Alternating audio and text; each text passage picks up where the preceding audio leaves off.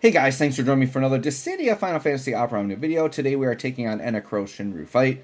I know like some of these like mission quest Shinryu things, I'm just like days behind on these because I'm just behind in general and trying to focus on like should you polls and character guides. I've kind of been bumping those up and I'm just letting these normal fights kind of go whenever because they're not as time sensitive, right? Like if you want to watch them, you're going to watch them either way. It's not about like if they're out the first day, right? So here we go. And I figured for Enna Kros, yeah, let's do... This is kind of how I envision a typical Enna Kros setup to look. You just pair her with two ridiculous supports, you ramp like crazy, and let her explode the fight, and that's pretty much what we do here. We're going to put Rydia up for some insurance. Attack into those enemies there. Dealing no brave damage, by the way, that's fine, whatever. And then we're going to go ahead and put BT effect up for Rosa right away. And I'm pretty sure I went in here without a friend unit, so I can't like do the double Aerith or whatever.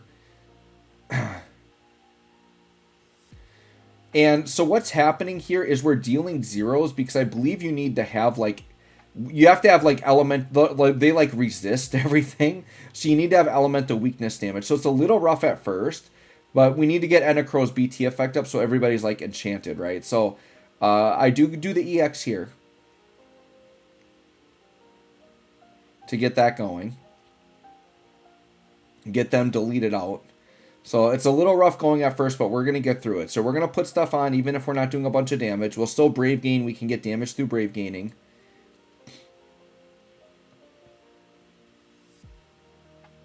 So we're going to hit the BT effect here. Once again, no brave damage, but whatever.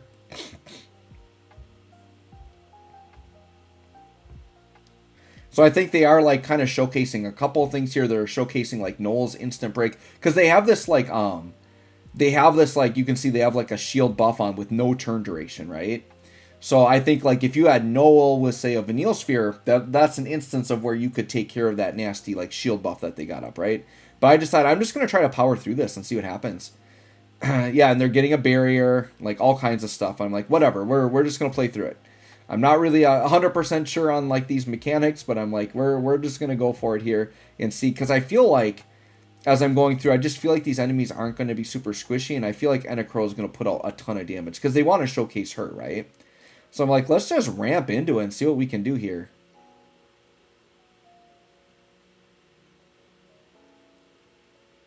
And I feel like Rosa's FR is what I want, right? For sure.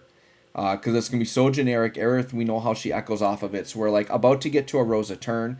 So I think I'm Prayer of the Cetra is what I do. Because I kind of want to pass turn here. Yeah.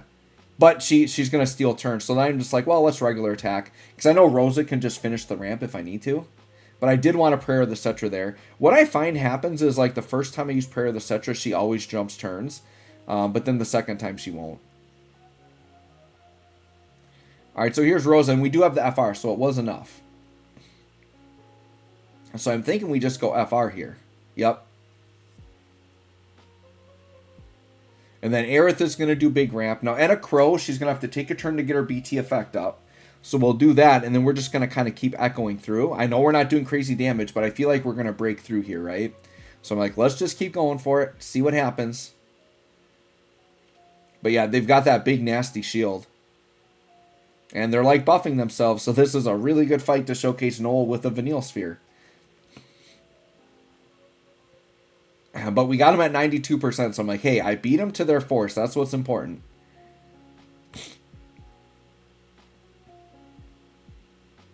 Yeah, like a 160 ramp. Pretty dang good. We'll take that. You know, I'm kind of excited for Locke's FR. I talked about this on the Shoot You Pull, but his FR, I think Aerith is going to ramp for 140 on him, which is really nice. So, like, if I were, say, running Aerith as my main support and then Locke is, like, a slot 3 utility character, like, you could probably get away with that. Like, lead with Locke's FR, and then if I have, like, a melee damage, like, you know, DPS character, like, that could actually work, I think. Alright, so once again, we're still, like, piercing through some damage just off the Brave gaining, but you can see we haven't been doing a lot of actual Brave damage to them. So we're going to go ahead with Enna Kros here. We're going to get that BT effect up. You can see they're at 0 brave. We're still dealing 0 brave damage to them. Just nothing going down here. So, like, I think having a Dispeller, like, here would be really good to get rid of that nasty shield buff. Because, once again, it's no turn duration. It's not going to run out. So, we're going to hit that.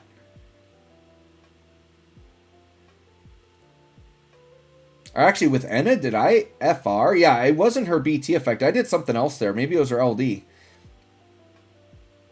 Once again, it's been a couple of days since I recorded the video, right? So I'm just kind of like recommenting over it. So here I'm like, yep, I want Prayer of the Cetra to pass turn because I'm figuring we can do a ramp here. Get to Enna's turn with a little bit more ramp. Or actually, do I just go into her BT here? I might have just gone into her BT without her BT effect up, huh? She's got 2 FRs. Did I... Maybe I did put her BT effect up. Hold up. Let me just see. Do I see her BT effect up underneath her? No, I do not see her BT effect. Oh, no, that's right. Duh. So my Enna Kros is in green, so I didn't have the option to put her BT effect up ahead of time, right? So now we're just in normal burst phase. So I'm like, let's just see if we can damage over this. Once again, we've done like no Brave damage this whole time, so just purely on Brave gains. You know, and then, you know, dropping down 30 mil AoE, pretty good without doing Brave damage, right? And then we did whatever, we popped through their shields, they're gone. So now I feel like we kind of opened the floodgates to do a lot of damage, right? We got really high, and this is what you do with her. Get the gauge really high and you start nuking. So here's, once again, another Omega God attack. 24 mil, sure. That's her 35. That just did like 24 mil AoE. And then the LD and the EX. And the EX refresh there. We got the LD. I realistically probably should have done the EX first. Now this is single target, but yeah, 66 mil.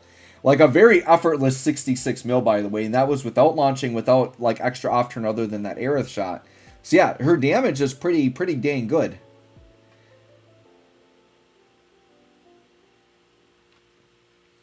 And then we're dropping down the FR attack. But, you know, 21 mil AoE is okay, but it's not an Omega God attack, right? So that's where the big damage comes from. Now we got the EX. I'm thinking it's maybe EX time here. And the EX is nice because it's like more AoE.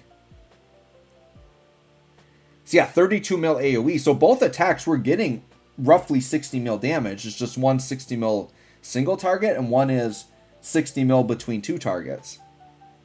So yeah, being able to hit 60 mil shots is pretty good. And once again, this is not a green Enna Kros.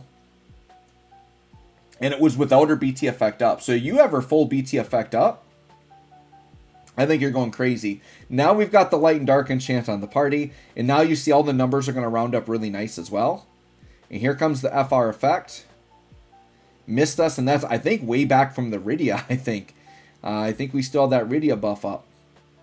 So now it's just like kind of putting in the finishing blow here, the finishing touches, and we got this. Oh, you know what I had to do, though? He's still at 22%. So I have to like really quick just ramp into another one. So that's what we do. We're just going to ramp into another one like super fast. I used a lot of Eris ramp, but we got a lot of Rosa ramp left. So this can be the advantage of running 2 ramp characters. But look at all those perfect numbers, right?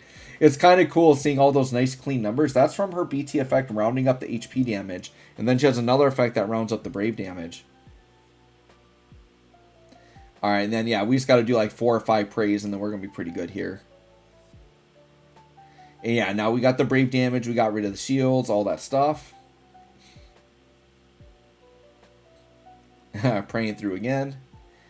So here's the thing. I didn't actually read like what gets rid of the shields. And this just shows you like sometimes how I play the game. I just try to force my way through it. So if somebody in the comments wants to talk about like how to actually get rid of the shields, what I did to make them go away, you can put it in the comments. But I'm assuming one way is if you just flat out dispel it, that would work. Maybe not. I'm not sure. But yeah, we just powered through it. I'm like, I got Enna Kros. It should be enough. Doesn't matter. So yeah, we were dealing like 0 Brave damage for like half of the fight and made it through just fine.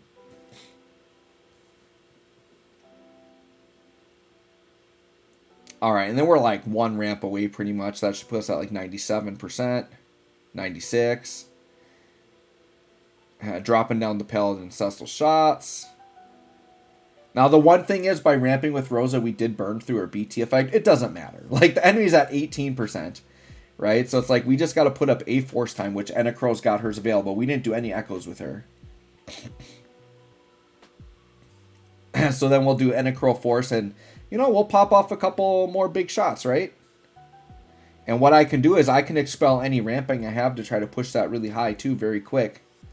Here we go. Here's a pretty close solution with Hope.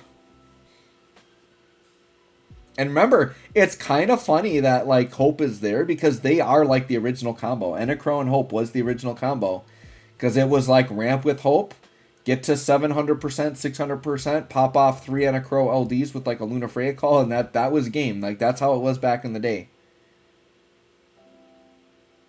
But I know those attacks could be optimized more because, like, on her previous iteration, I was able to hit 60 mil, right? So if I really concentrated and did like the same setup I did in her original video, I'm sure we're hitting 100 mil plus with Enna Kros. I'm sure it's possible. So she can put up some big numbers for sure. This was a very free and easy, effortless 60 million shots we were doing, right? You know, because I didn't use Kate Sith Call or anything like that, right? We can do like Ursula shenanigans. And we can really push that damage up. All right, let's see. Can we finish off the last 10% here? So I'm like, sure, let's FR. I figure we'll do this because it's going to ramp for free. And if we don't quite kill him, like Enna Kros for sure is going to kill him on her next turn. We'll LD or 35 or something and just do a big Omega God attack. So 8 mil there. Got him down to 6%. Actually, I'm pretty sure Rosa can finish it here with this Divine Blast. Although Paladin Cecil isn't coming down. See, with Paladin Cecil, I think it would have been over. But we didn't have it. So Aerith, I think, gets the finishing blow here. So we'll seal it down for the win. So yeah, you guys let me know how you handle this fight. I didn't find it that hard. Like, yeah, their shield mechanic or whatever is annoying, but I powered through it with Enna Kros. Someone can shout out in the comments, like, the proper way to get rid of it. I literally never read the boss info. I guess I could go read it right now, but I've never been one for reading too much. I kind of think it's fun to kind of just go in and experience the fight and do trial by error, and that's kind of the way that I play. So anyways, guys, let me know how you handle this fight. Thanks for watching. We'll catch y'all on the next one.